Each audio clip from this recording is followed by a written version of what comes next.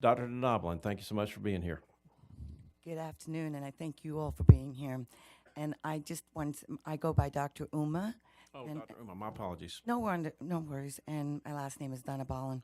It's truly an honor to come back here today to Massachusetts. I mean, from Massachusetts, where I've been practicing. But my career started here in South Carolina. Mm. I did my medical school in New Jersey. And to back up a little bit, I'm originally from India. I came to this country with my parents in 1970 for one intention, and that was for education. And that word is what keeps me going today and learning about this beautiful plant medicine. I finished my medical school in Jersey, came here to MUSC in Charleston, where I did my first life as a family physician. It was here where I saw primary care patients from all ages, helping them get pregnant to helping them die. And it was at that point that I decided that I really wanted to follow and pursue something more of a preventative nature. As a family doctor, the average patient I saw, I called, was on a party pack of five. Usually it involved a blood pressure medicine, a diabetes medicine, something for cholesterol, something for reflux, and something usually for anxiety or depression. And this was just five prescriptions that I filled, never mind the other medications. It was then that my journey brought me to the state of Massachusetts, where I decided to pursue in preventative health, and I did my master's in public health. And then I did my second career as a physician in occupational environmental medicine, where I protected workers and monitored them and did surveillance exams. My interest grew further, and I got involved in doing work with heavy metals, primarily lead, which also led me to the work in beryllium, which took me to the state of Washington, where I worked at the world's largest cleanup site for plutonium. That's how they treat cannabis today. It was there I was working as a primary care physician, as an occupational environmental medicine physician, and also as a medical review officer. What my role involved there was doing drug testing and protecting the environment. So my whole life I had told people not to smoke, and then in my second half of my life I protected them, did surveillance exams, minimized their exposures, and monitored them. During this time, my mom had been diagnosed with an illness known as idiopathic pulmonary fibrosis. It's a fancy term for we don't know what caused your lung disease. My mom had never smoked. She had never worked in an occupation where she would have been exposed to this. It was about a year before she died in January of 2012 that I could still remember the day when she said, I can't believe they're using ganja. And that was my beeline into the bedroom. And it was there that she was watching a program about how cannabis was being used in Israel for lung cancer, COPD, and asthma. Did not compute to me. My whole life I told people not to smoke. And that was where my curiosity began. So it was about 6 years ago that I started to learn that I knew nothing about a system known as the endocannabinoid system. Today, I say that system is life, homeostasis, balance. Later, I learned Dr. Damasio describes the system in five beautiful words. He says that the system is meant for us to relax, eat, sleep, forget, and protect. That has become my mantra about this system. When I look at these five beautiful words, an imbalance in these words could cause illnesses or diseases. If someone's muscle could not relax and they were in a constant spasticity, or their muscle hang and flaccid, imbalance. If they ate too much in obesity, or they couldn't eat enough as in anorexia, or if they slept too much as in depression, or they couldn't sleep as in insomnia, if they forgot too much as in Alzheimer's or in dementia, or they didn't forget enough as in patients with PTS, and protection. If your body overprotected, you had autoimmune illnesses like lupus, MS, cystic fibrosis, just to name a few. Or if you couldn't fight off an infection, like people that have diabetes or people that have been treated with cancer. So these five words mean a lot to me. Relax, eat, sleep, forget, and protect. And that's what I look at the endocannabinoid system. In all my years of education, I had never learned about it, and to this day, only 15% of the medical schools even teach it. It was after my mother died, and my contract ended that I became involved and started to pursue this as my career. Today, I'm proud to say I am a cannabis therapeutics specialist that's been certified with the American Academy of Cannabinoid Medicine. I, Dr. Dhanabalan, does not contribute to the opioid epidemic. I have not written an opioid prescription in over 8 years. I have seen several thousands of patients, and I make the statement, cannabis is not an entrance drug, it's an exit drug from pharmaceuticals and narcotics. What I've also learned is that in my population today, I see patients over the ages of 18 and above. My oldest patient has been about 94. What I am seeing in my practice is that the average age is over 60, and what I'm seeing is that patients that I see for the most common things is chronic pain, cancers, glaucoma, lupus, MS, fibromyalgia, PTS, anxiety, depression, HIV, and the list goes on and on and on. I'm proud to say that I don't use opioids in my practice, and I'm able to get my patients off of their medications, not just opioids, but also other pharmaceuticals. What I've seen in my population is that patients are improving their quality of life, and I can go to bed, and I know I'm giving them a safe medicine and an option. And I say cannabis is not for everybody, but I do believe it should be a first-line option, not the last resort. I also believe that this medicine can be an option for so many ailments because we do know the research. 3 facts that I do want everybody to remember. Nobody has overdosed from cannabis. Number 2, it was prescribed by doctors in the United States of America from 1850 to 1942. Today, I do not get to do that. I can write a recommendation. Number 3, the U.S. government has a patent and has had this patent number 6630507, which was issued October 7th, 2003, and this has been for all cannabinoids, not just one, but all cannabinoids as an antioxidant and neuroprotectant. And we've known about this. So today, cannabis is in Schedule 1 along with heroin, LSD, and ecstasy. Unacceptable. So that is why I don't write a prescription for cannabis. Doctors can write up prescriptions for things in Schedule 2 through 5. And as other people have mentioned, Schedule 1 is what allows them to write a prescription for cannabis. Today, I do not write a prescription. I write a recommendation because I do not have a Schedule 1 license. Also, as a doctor that has chosen to be involved in this field, I do not get any payment from an insurance company. I do not work for a university. I do not get any Medicare dollars or Medicaid dollars. All my patients pay out of pocket to see me. So this means that there's vested in the patients that want to see me. What I want to also say is that what I'm seeing is pain scores are decreasing their medications, their quality of life, not only for themselves, but with their families. Some of them have even been able to go back to work. And what I'm also noticing is that the things that I've seen, patients are losing weight, they're able to decrease their alcohol consumption and use this as an alternative. There was a recent study that summarized 10 things that they've noticed. Cannabis use does not adversely impact IQ that they noticed, that it is more of a social environmental factors. There's also lower BMI that we've seen, especially women approximately 3% and men 2.7% less.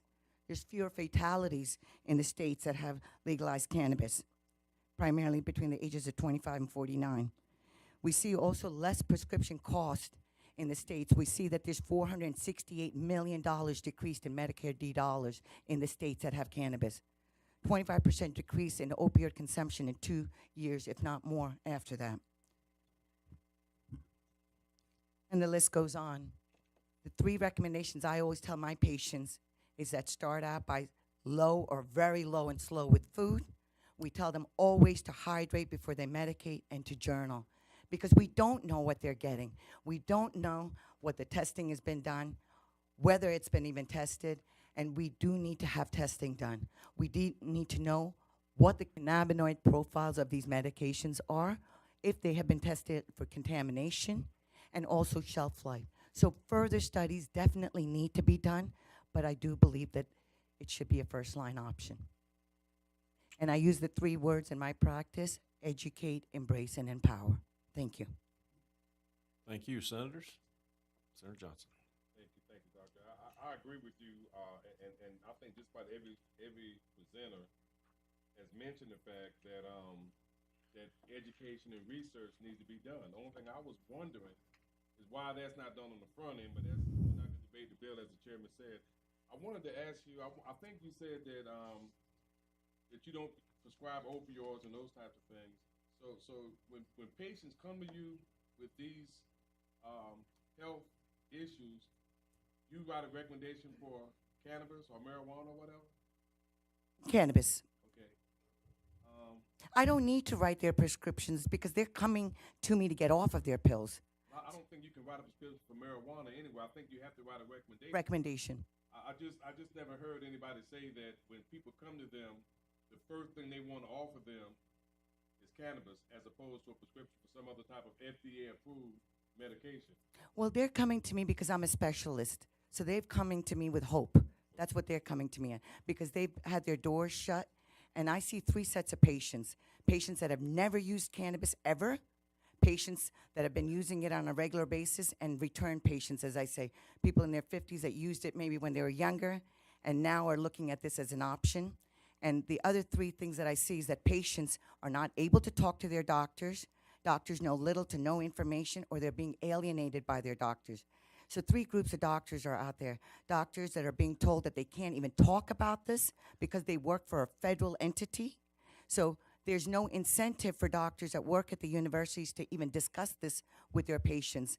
And a lot of the patients are being thrown out of their practices when they talk to their doctors about this. I guess what I'm wondering, doctor, is I mean, until or unless this law passes, marijuana is basically illegal. On a federal level, Right, in the state level. I not mean, even federal. huh?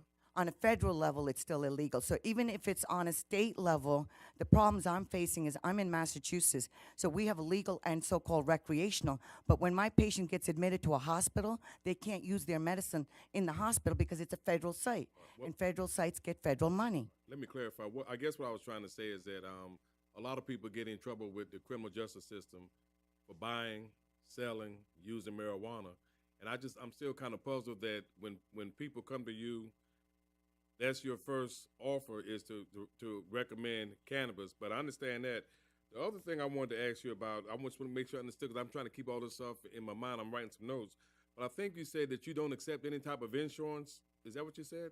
Because this is not covered by insurance. Okay, so when I come to you, I'm gonna pay you cash. We take insurance money is nothing that's commanded by insurance. We give them a bill. Patients can then submit that to their insurance companies or to their health plan. Some patients have a flex plan where they put money away and they can use those dollars to come see me as well.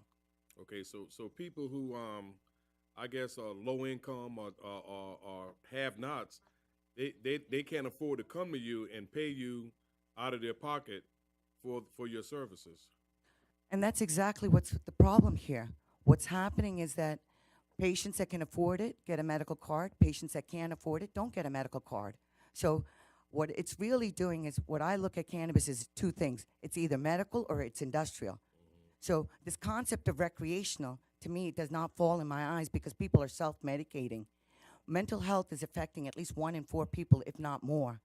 And alcohol is acceptable and legal, and that's what people go to, or they can legally get these prescriptions from their doctors and pay $3, or they have to save their money to come up and see me.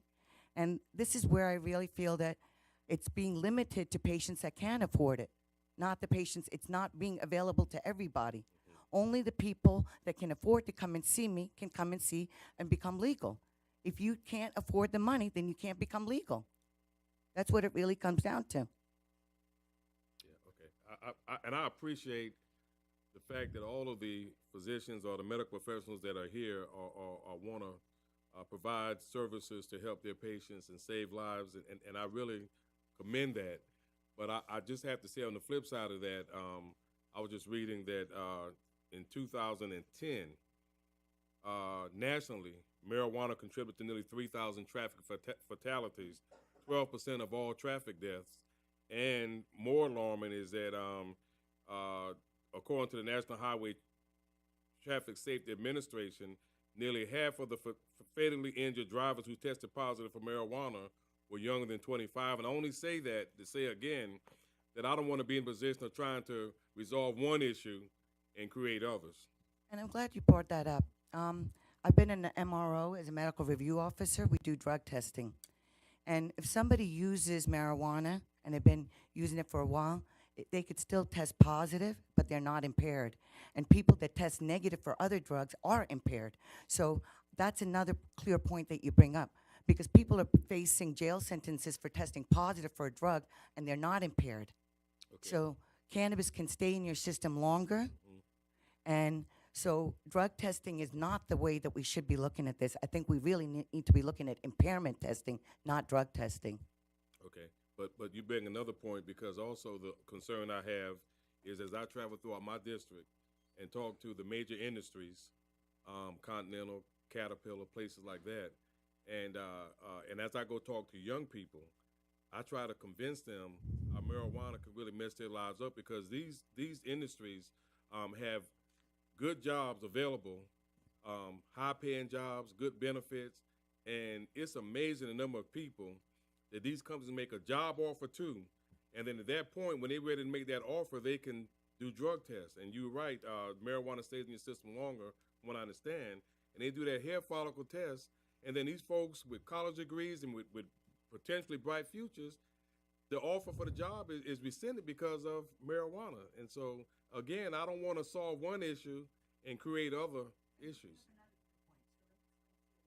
I'm through, Ms. Chair.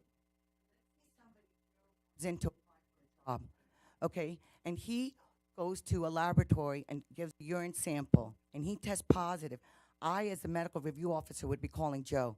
And if, let's say Joe says to me, Dr. Uma, I have ADD, I have anxiety and insomnia, and I take opioids, okay, for my chronic pain, my back pain, and I take Adderall, let's say, for my ADD, and I have insomnia and I have Xanax, and if he approves me those prescriptions, I don't report that as a positive test to the employer. I report that as a negative test. But if Joe had smoked a marijuana cigarette and he tests positive, he's just lost his job, because I have to report that as a positive. So there's inequalities and things people have to understand what is happening in our system. And so what I'm trying to explain to you is that nothing is perfect, but I can go to sleep knowing I'm not letting somebody die, because my medicine may make somebody happy, but it's not going to kill them. I can't say that about a prescription that's out there, because it is synthetic. And the more and more I learn about this endocannabinoid system that I did not learn, and that's what I'm saying, if we can concentrate more on learning about the system, we would find out how this works, how the imbalances affect illnesses, and how we can appropriately use this plant, maybe to even cure illnesses and prevent illnesses. And I just want to read some excerpts out from the patent, and I'm going to leave you guys a copy of this. And if you guys don't know about this, the patent came out in 2003, but it's based on research, like they say, from MUSC and years before. So I'm just going to read. Dr. Uma, if it's anything we can read, it's already there. Okay. Maybe you send it to us. Senator Davis also wants to engage with questions. Oh, why don't you ask the questions? Because I feel like what I want to see is that this is going to be a part of a first aid kit, is what I eventually see cannabis as. Okay, it'll be red, white, and blue in my imagination. Red will be a EpiPen for respiration and white will be a Narcan pen for intoxications, opioid or otherwise, and a blue will represent any kind of a traumatic brain or cardiac event where a patient will receive a dose of a vaporization or a nebulizer treatment. That's what I see happening with this plan, where it will be preventative for our people that have traumatic brain injuries, that this could be used as a prevention for other complications that could be avoided. Dr. Uma, I'm already anticipating when we get to debating this bill what the opposition is going to center around. I mean, I've been picking up a theme, and the theme is this. Even if it takes 10 years, 20 years, we need to wait till the FDA approves this drug in order to make it safe for patients. Nothing short of FDA approval will do. In your opinion, do you think that cannabis needs to be approved by the FDA before patients should be able to access it? And if you don't think that's the case, why? I'm glad you said that. You know, Noam Chomsky said that medications have been FDA approved, but cannabis was people approved. So along those lines, what I see is that when we look at risks and benefits, that's what we look at for most things, an 80-20 rule. And with this medicine, we can give options to people. That's what I'm saying. And it doesn't need to be FDA approved. We have 0 deaths. This plant has been around for 10,000 plus years. I don't know what part of 0 we don't understand. All I ask is for people to open their hearts and open their minds. You don't have to use this plant, but you know somebody can benefit from this. And there's science to this. That's what I'm saying. This is not snake oil. There's a system known as an endocannabinoid system. People are deficient in cannabinoid. There's no Xanax deficiency. There's no oxycodone deficiency, but there is a cannabinoid deficiency. That's what I'm understanding and why I want people to understand this. And that's one of the most compelling things that I think has come out of the testimony today is that the 2017 National Academy of Sciences report found substantial and conclusive evidence that cannabis is medicine in regard to these conditions. So, I mean, we keep hearing from the opponents that all you have are anecdotal stories, all you have are, emotional, tear-jerker stories, but there's no peer-reviewed evidence, there's no empirical evidence, there's no scientific evidence, no scientific groups out there endorsing that. And one of the most valuable things that we've learned today is that in 2017, just a month and a half ago, the preeminent federal science group, the National Academy of Sciences, said there was substantial and conclusive evidence this is medicine. So I'm not really sure how you get beyond that. And I think that's why you see so many people who historically have opposed this are changing their minds now. Is that not right? And, I want to tell you a story. I started this with my mother that I told you that I could never give this medicine. About 2 years ago, a man by the name of Bill Davis that's here in Anderson, South Carolina, contacted me. And I know him because he died, almost died of pulmonary fibrosis, which my mother died of 3 months ago. And if she had had access to that, and if your mother had had access to that, she and your mother would be benefiting the way Bill Davis is right now. So I don't need to be told by anybody that this isn't medicine and that this doesn't alleviate suffering. I know firsthand that it does alleviate it. That's why I can breathe, and I'm here traveling today, and I'm going to go back to Chicago to a meeting that's going to talk about laboratory testing. I'm proud to say that, yes, I didn't get to use this for my mother, but there is a man alive today. When he called me, he said he had 90 days to live. He was on oxygen. He could not walk from his front door to his mailbox. He's walking 3 miles a day today. He is inhaling cannabis every day. He's alive, and I am proud he's out there preaching. And he's having to break the law to do that, isn't he? And when he first called me, he said to me, he said, Dr. Uma, I have the illness your mother died from. And when I asked him, are you using cannabis? He said no to me. I said, well, you better be. And halfway through the conversation, he said to me, Dr. Uma, I have to tell you the truth. I'm a preacher. I can't lie to you. I am using it. I said, please keep using it. Please start journaling. Please start taking a peak flow meter before and after you use it. And we're going to talk to his doctors at Emory, and we're going to pursue this. Because this is medicine. Thank you, Doctor. Thank you. Thank you. Thank you very much.